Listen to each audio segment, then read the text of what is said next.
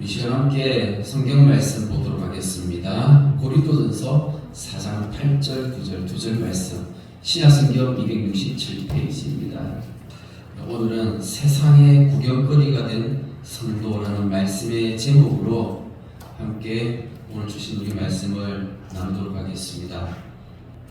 우리가 조금 전에 읽었던 이 말씀 가운데 9절 말씀에 보니까 우리는 세계의 고천서와 사람에게 구경거리가 되었노라 라는 말씀이 있어요. 구약성경에는 많은 예언서들이 있고 그 예언서에 선지자들이 많이 나오지 않습니까? 그런데 이 선지자들이 하나님께서 어떤 말씀을 주셔서 그 하나님의 말씀을 받아서 단순히 그 말씀만, 메시지만 전하는 것이 아니라 선지자들이 자신들의 삶의 어떤 행동으로 어떤 하나님의 메시지를 전하는 부분들이 나오는 거예요.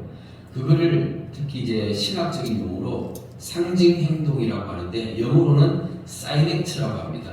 그래서 오늘 처음 들어보시는 분들도 계실 텐데 오늘 말씀을 통해서 구약의 어떤 성도들이, 선지자들이 어떤 행동을 했는데 이런 것들이 어떤 메시지를 주는가, 또 이게 우리에게 어떤 의미가 있는지 몇 가지만 한번 좀 살펴보려고 합니다. 이게 좀 어려울 수 있기 때문에 그냥 간단하게 제가 특별히 이렇게 구약의 선지자 가운데 한 몇 명만 좀 간추려서 이렇게 얘기를 한번 해보려고 합니다. 우리가 잘 아는 이사야 선지자 아시죠? 그리고 예레미야 선지자 아시죠? 그리고 에스겔 선지자도 아시죠? 이런 이제 우리가 잘 아는 이사야, 예레미야, 에스겔 이런 선지자들의 어떤 그런 상징 행동들이 특별히 있는데 어떤 부분에서 어떻게 나왔는지 몇 가지만을 좀 살펴보려고 합니다.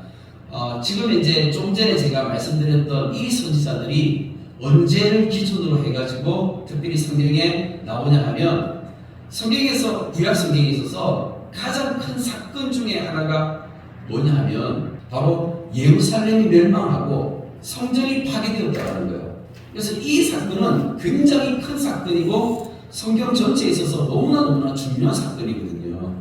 그런데 그 성전이 파괴되기 직전에 바로 이런 선지자들이 있었잖아요. 그죠? 이사야, 예레미야, 에스겔 같은 이런 선지자들이 있었는데 하나님께서 이들에게 주신 메시지들이 있었어요. 이 선지자들이 하나님의 말씀을 전하면서 이 사람들이 어떤 몸으로 행동하는 것들로 표현했던 것들 한번 말씀을 통해서 한번 살펴보려고 합니다. 먼저 이사야 20장 말씀을 보면 이런 말씀이 있습니다. 2절 3절 제가 볼게요. 그때 여호와께서 아모스의 아들 이사야에게 말씀하시되 갈지어다 내 뿌리를 배를 끌고 내 발에서 신을 벗을지니라 하시매 그가 그대로 하여 벗은 몸과 벗은 발로 다니니라. 여호와께서 이르시되 나의 종 이사야가 3년 동안 벗은 몸과 벗은 발로 다니며 애국과 구스에 대하여 징조와 예표가 되었느니라. 이사야 선지자가 어떻게 했냐면 3년 동안 벗은 몸과 벗은 발로 다녔대요. 쉽게 얘기하면 그냥 벌거벗고 다니는 겁니다. 예를 들어서 요즘에 그냥 누가 우리 교회 앞에 있잖아요. 도로를 그냥 팬티만 입고 돌아다니면 어떻게 됩니까? 팬티만 입고 돌아다니면 잡아갑니다. 경찰이 와서 잡아갑니다. 그죠? 근데 이사야 시대 때 이사야가 3년 동안 그렇게 벌거벗고 다닌 거예요. 그래서 사람들이 이렇게 이사야를 바라볼 때 뭐라고 생각했겠어요? 어떻게 생각했겠어요? 미친놈이다. 이렇게 생각했겠죠. 그러니까는 이사야 선지자가 내가 미친 게 아니다. 내가 이렇게 지금 벌거벗고 다니는 것은 이유가 있다. 얘기할 수 있는 거예요. 하나님께서 이사야 선지자한테 너 그렇게 해라고 말씀하셔서 그렇게 하는 거예요. 이런 수치스러운 행동을 했던 거예요. 그런데 이게 이유가 있는 거예요. 메시지가 있는 거라고요. 어떤 메시지냐면 지금 현재 이 이사야 선지자가 활동했던 그 시대가 언제냐면 남유다 왕국과 북이스라엘 왕국이 이렇게 나뉘어져 있던 시대에서 먼저 아수르가 쳐들어 내려와가지고 북이스라엘 왕국이 멸망당해버렸어요. 그러니까 북이스라엘이 멸망당하고 나니까 남유다 왕국 입장에서는 어떤 생각이 듭니까? 그 아수르 때문에 이제 우리도 죽겠구나 이런 생각이 들잖아요. 그래서 남유다왕국 입장에서는 우리가 살기 위해서는 어떻게 해야 돼요? 정상적이라면 하나님 나라, 하나님의 백성이라면 남유다왕국 백성들이 어떤 생각을 가져야 되죠? 북이스라엘이 아수르에서 멸망당하는 걸 봤어요. 그럼 어떻게 해야 됩니까?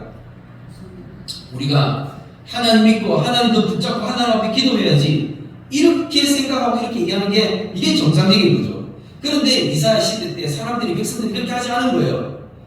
어떻게 생각했냐면 이스라엘 아래쪽에 애굽이라는 나라가 있어요.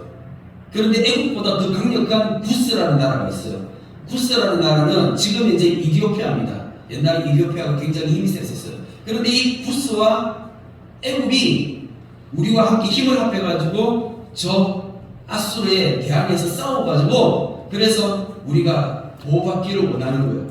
그러니까 하나님을 믿고 하나님을 의지하는 게 아니라 애굽에 붙어가지고 그래서 애굽의 힘을 빌려가지고 저 아수르를 대항하는 거예요. 그렇게 이 북이스라엘이 망하고 난 다음에 남유다왕국 백성들이 어떤 그런 마음을 가지니까 하나님의 입장에서는 어떤 마음이 생기겠어요? 섭섭하잖아요. 아니 나를 믿고 나를 의지해야지 왜 니들이 저 구스와 애굽을 의지하냐 하면서 그렇게 하지 말고 내게로 돌아와라. 하나님께서 그렇게 말씀하시는 거예요. 이스라엘 백성들이 남유다왕국 백성들이 어떻게 합니까? 그렇게 돌아와요 안 돌아와요? 안 돌아오죠. 그러니까 하나님께서 이스라엘 선지자를 통해서 계속 말씀하시는데도 안 되니까 야 너 안 되겠다. 너 빨가벗고 다녀. 하나님께서 3년 동안 이스라엘 선지자에게 이렇게 말씀하신 거예요. 그래서 이 이후에 진짜 역사는 어떻게 됩니까?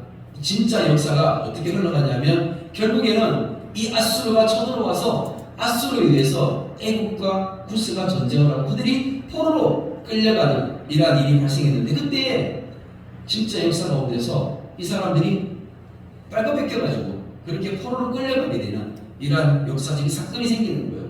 근데 하나님께서는 이 미리 이사야 선지자를 통해서 이사야 선지자의 어떤 그런 이 상징 행동을 통해서 미리 보여주신 거예요. 그러니까 이사야 선지자가 3년 동안 벌거벗다는 게 뭐냐면 너희들이 애국과 구스를 의지하지만 저 사람들이 나중에 이렇게 벌거벗긴 채로 수치스럽게 포로로 끌려가게 될 거야. 그거를 상징적으로 보여준 거예요.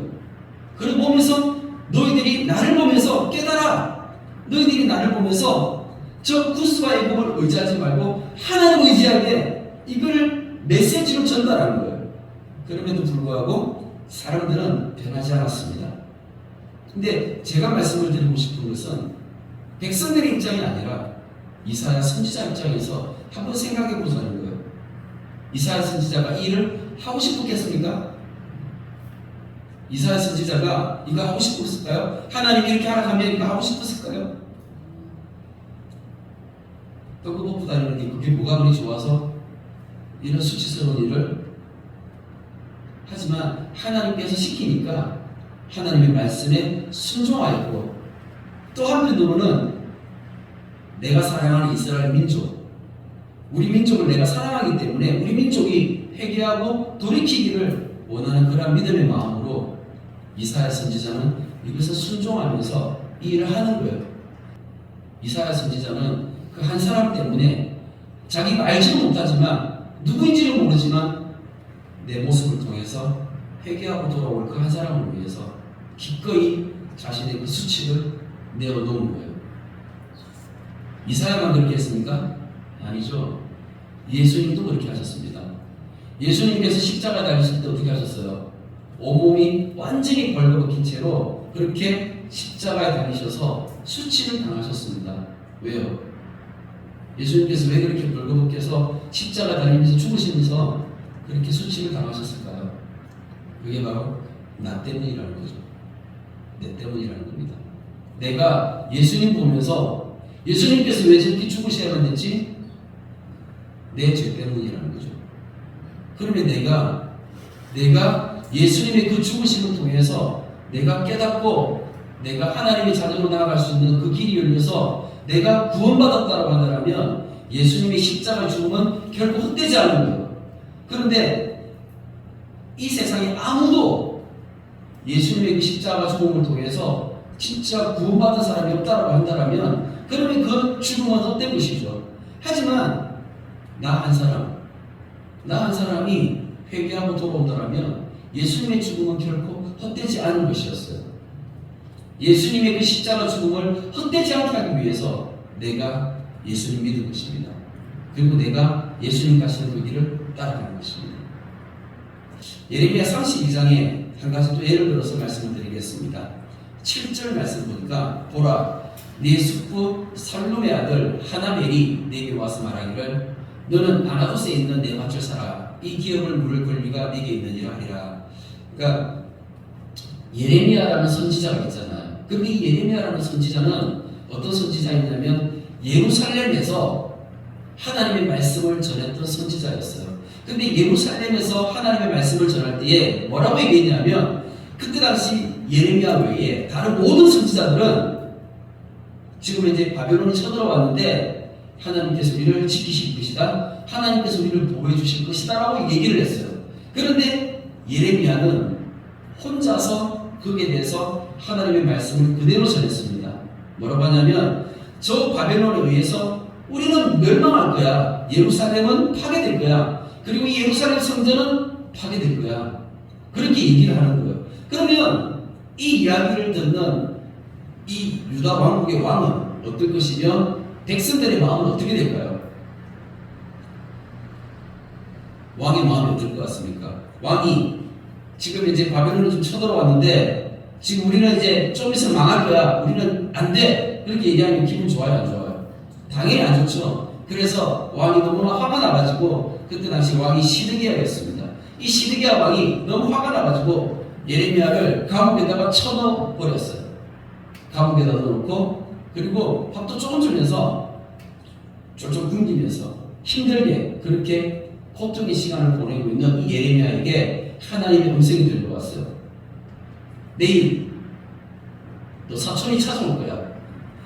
이 하나멜이라는 사람이 예레미야의 사촌이에요. 사촌인데 그런데 내일 너 사촌 하나멜이 찾아올 텐데 근데 그 하나멜이 너한테 밭을 사라고 할 거야. 그러면 너 그 밭을 돈을 주고 사. 이렇게 말씀하시는 거예요. 아니 지금 생각해 보세요. 지금 이 예루살렘 바로 바깥에 바벨론이 쳐들어왔어요. 지금 이제 상황은 언제냐면 예레미야가 이 예루살렘이 완전히 함락되어져서 멸망하기 1년 전쯤입니다. 1년 전쯤에 이제 지금 예루살렘을 전체를 이렇게 삥 둘러쌌어요. 바벨론이. 그리고 그 남유다 왕국 전체를 바깥쪽에 다는 이게 이미 바벨론이 다 점령해가지고 사실 땅이 이미 바벨론이 다 넘어갔어요. 예루살렘이 함락되면 끝나는 거예요. 그럼 끝나면은 이 땅이 주인이 누가 되는 겁니까? 바벨론이 주인이 되는데 사실 이 땅이 그걸 내가 돈을 주고 사는 건 의미가 없게 되는 거거든요. 그런데 하나님께서 예레미야에게 말씀하신 거예요. 너 내일 사촌이 와가지고 밭을 사라고 하면 그걸 사주라는 거예요. 왜 그걸 사줘야 됩니까? 하나님의 말씀이 있는 거죠. 하나님의 음성이 있는 게 그게 뭐냐면 하나님께서 70년이 지나면 다시 너희들이 포로로 잡혀갔다가 70년 후에 다시금 돌아와서 너희들이 다시금 정상적으로 생활하게 될 거야. 그래서 다시 너희들이 땅을 사고 팔고 이렇게 하게 될 거야. 너희들이 이 땅에서 이 땅을 기경하면서 다시 농사 지으면서 자기 땅을 갈게 될 거야. 하나님께서 이렇게 말씀하시니까 그래서 그거를 이 예레미야가 상징의 행동으로 보여주라는 거예요.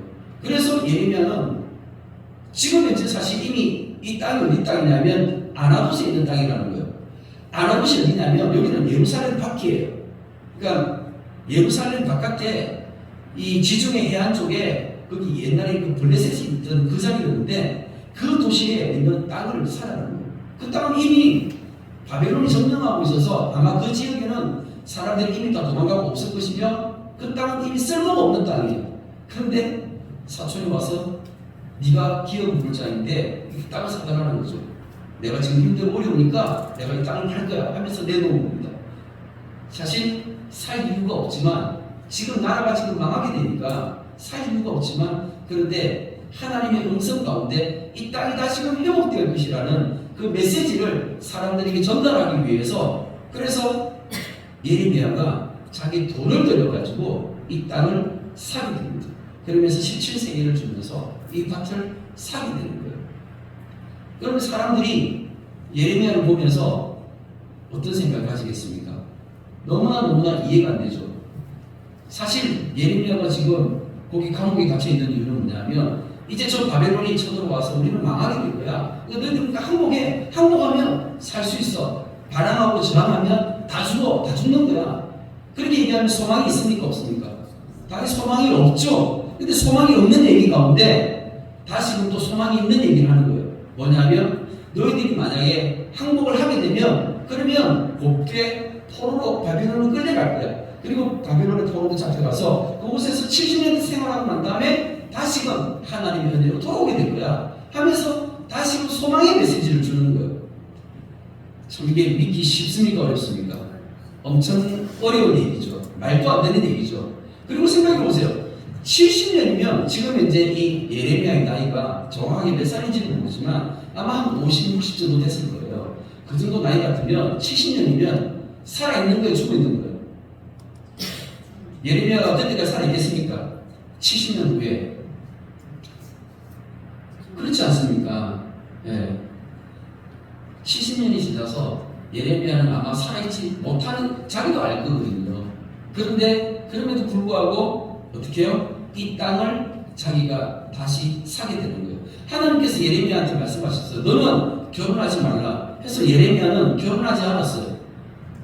예레미야는 결혼하지 않았기 때문에 자녀도 없었습니다. 그러니까 그 밭을 사도 물려줄 사람도 없는 거예요. 그런데도 불구하고 예레미야는 믿음으로 자신이 하나님께서 주신 그 메시지를 그대로 받아서 사람들에게 행동으로 나타내 보였던 거예요.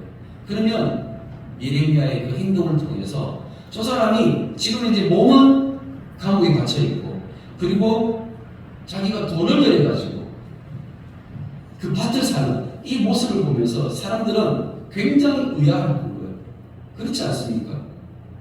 누군가 하나님을 믿고 하나님을 두려워하는 사람 가운데 예레미야의 그 행동을 통해서 마음에 찔림이 있고 마음에 깨달음이 있는 사람, 그 한 사람, 돌아올 그 한 사람을 위해서 하나님께서 예레미야에게 이런 상징 행동을 하게 하셨다는 것입니다. 단순히 예레미야에게만 주신 메시지가 아니라는 것이죠. 예레미야는 이렇게 하는 게 좋았을까요? 자기가 그렇게 감옥 가가지고 그 감옥에서 고통받는 그런 삶을 살아가는 것이 이게 좋습니까? 자기도 그냥 왕 앞에서 좋은 얘기하면 그 일이 모멸할 수 있잖아요.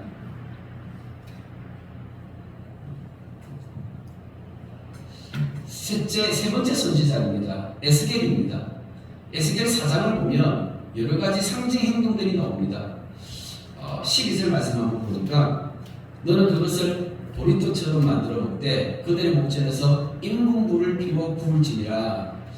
이게 무슨 말이냐면 에스겔에게 밥을 먹는데 이 밥을 할 때 사람의 똥을 가지고 이걸 불을 떼 가지고 그렇게 해서 밥을 만들어서 먹으라는 거예요.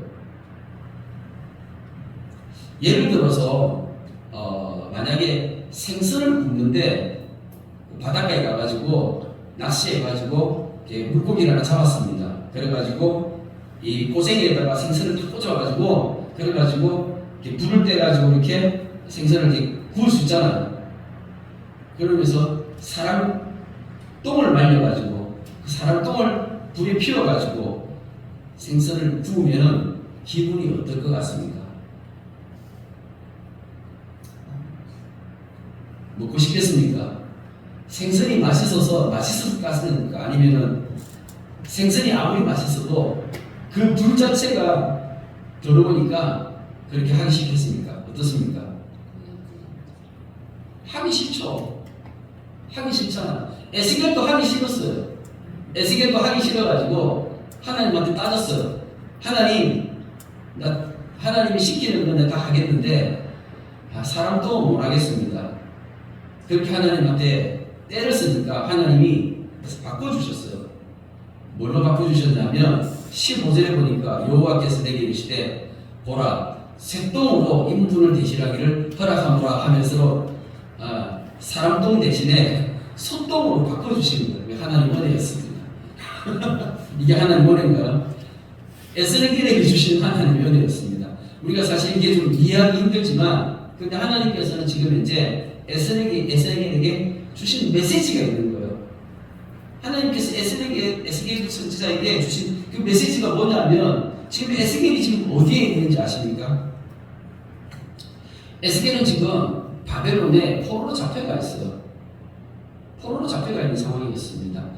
예루살렘이 멸망한 것은 바벨론이 쳐들어와서 1차, 2차, 3차에 의해 가지고 3차 때에 예루살렘이 멸망하고 그리고 예루살렘 성전이 파괴되어졌습니다. 그런데 그거보다 약 10년이 전에 이미 에스겔이 2차 때에 포로로 잡혀갔었어요.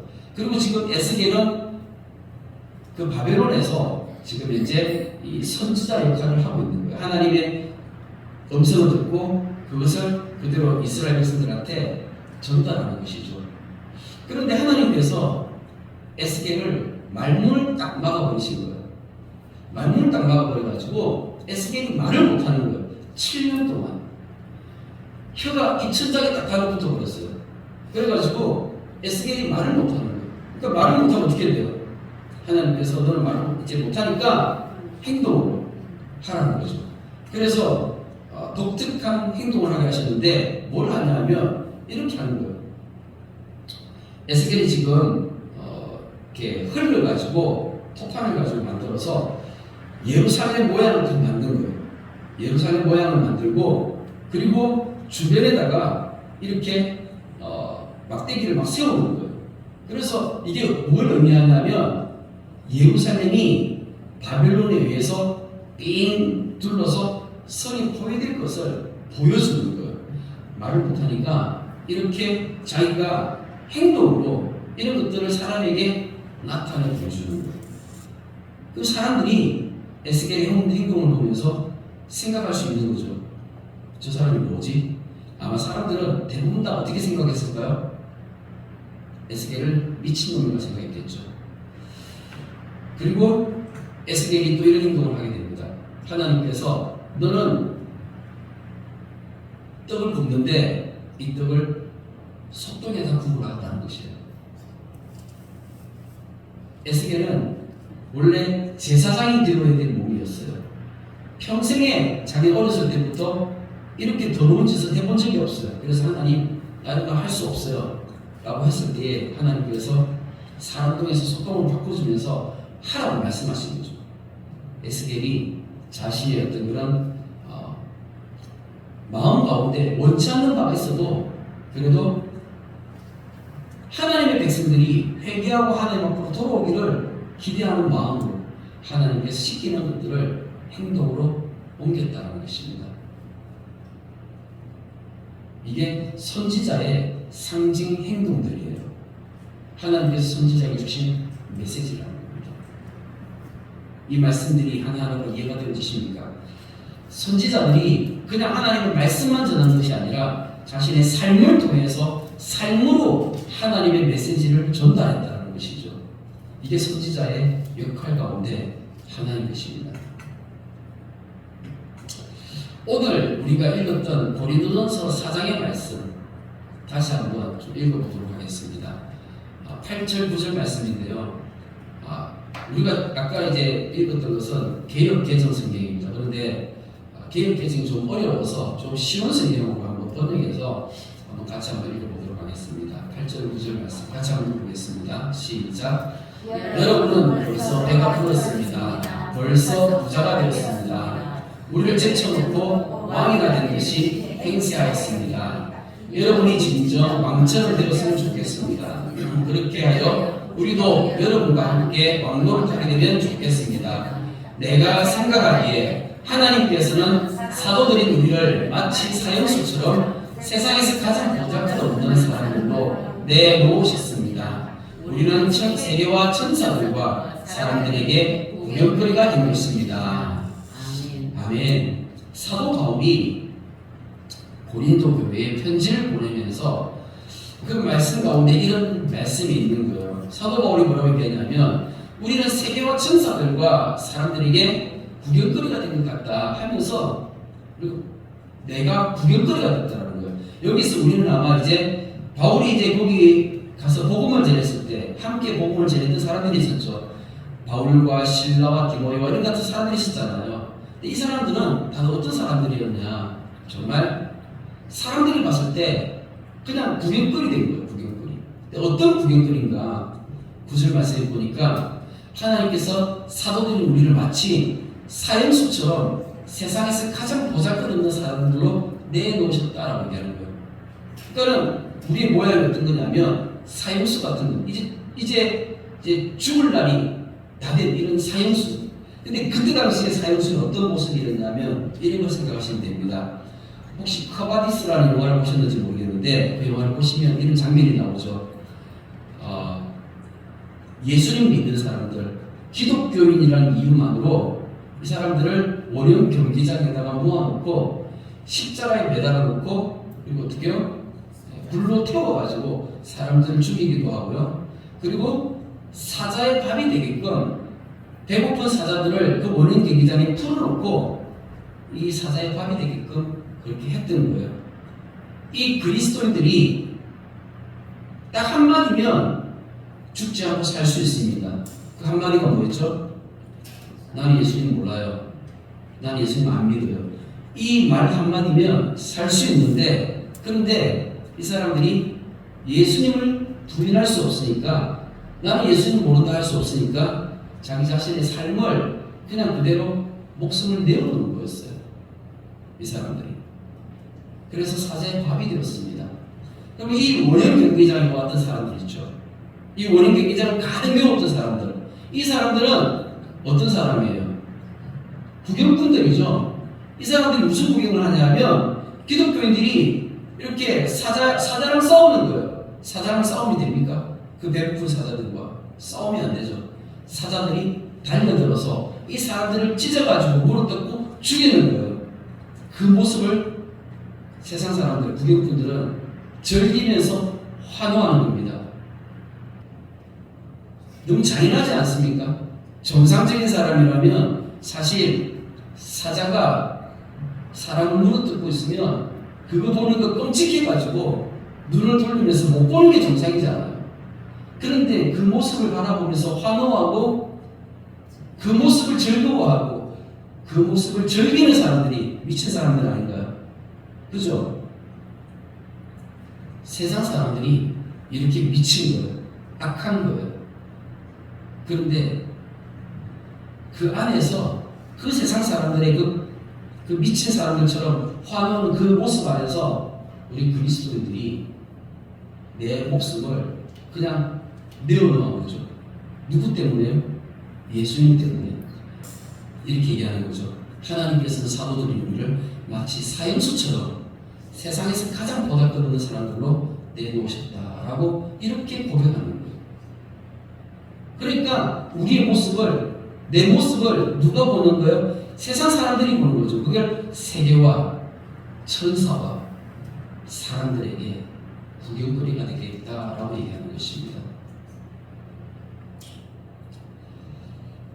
자기 자신을 이렇게 내어놓았던 이 삶 자체를 성경은 선지자의 삶이라고 얘기하는 거예요.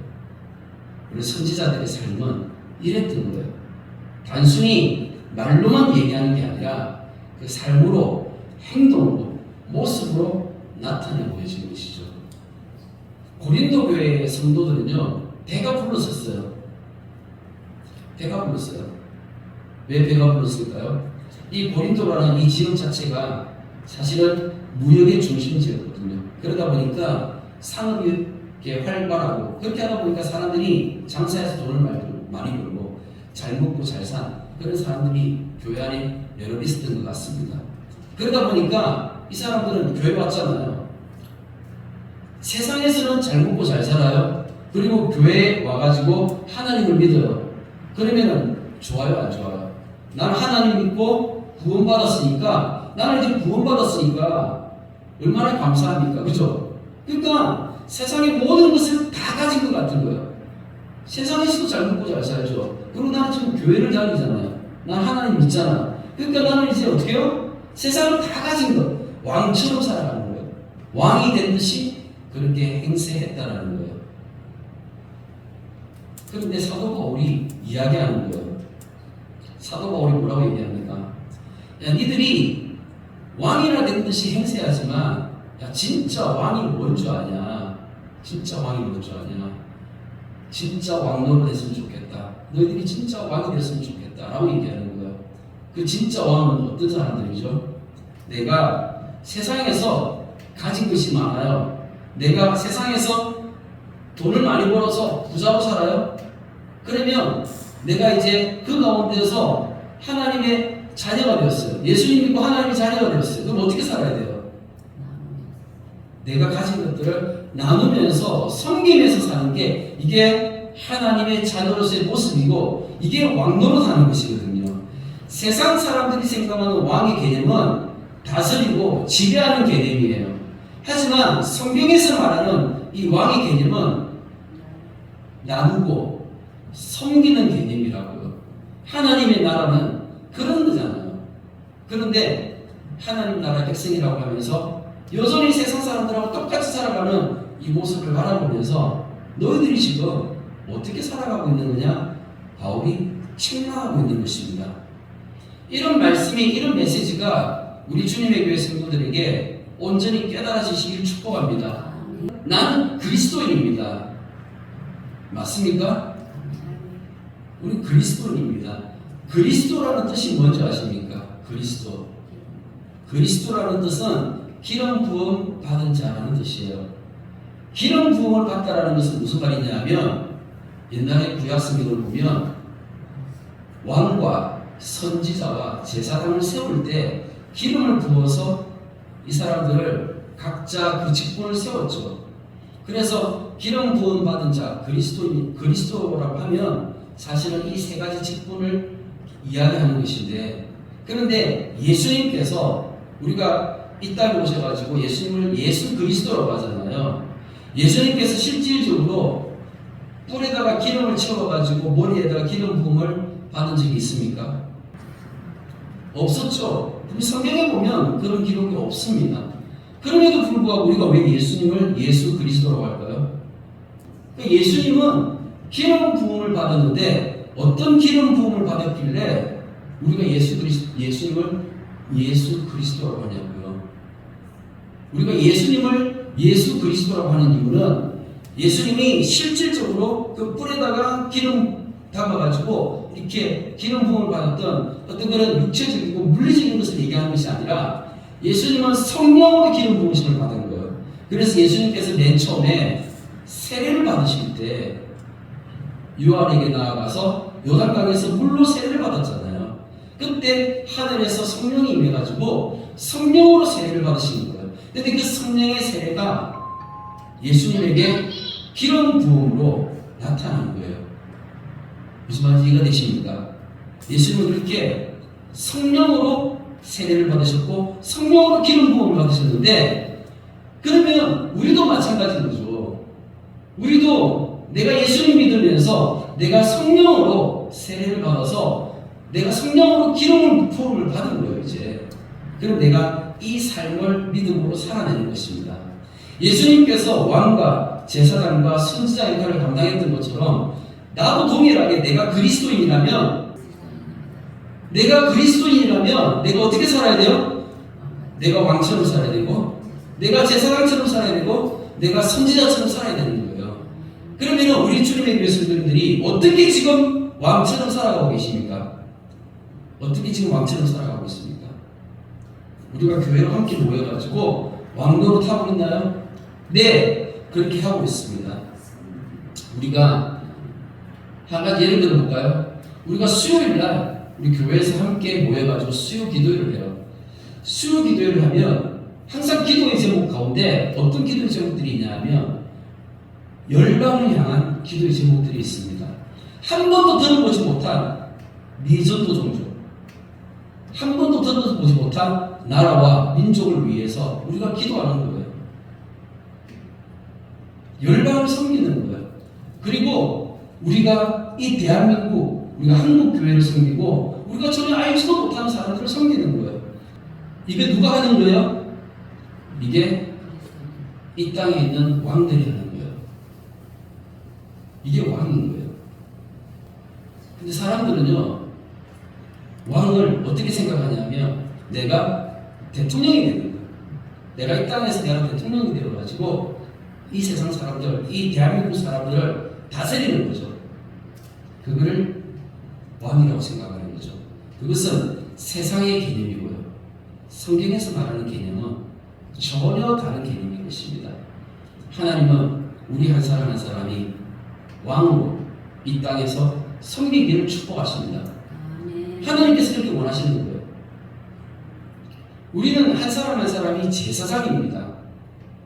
내가 그리스도인으로 내가 지금 제사장 역할을 감당하고 있습니까? 아니면 그렇지 못하고 있습니까? 나는 제사장이에요. 특히 우리가 기독교에서 우리가 만인 제사장이라고 하죠.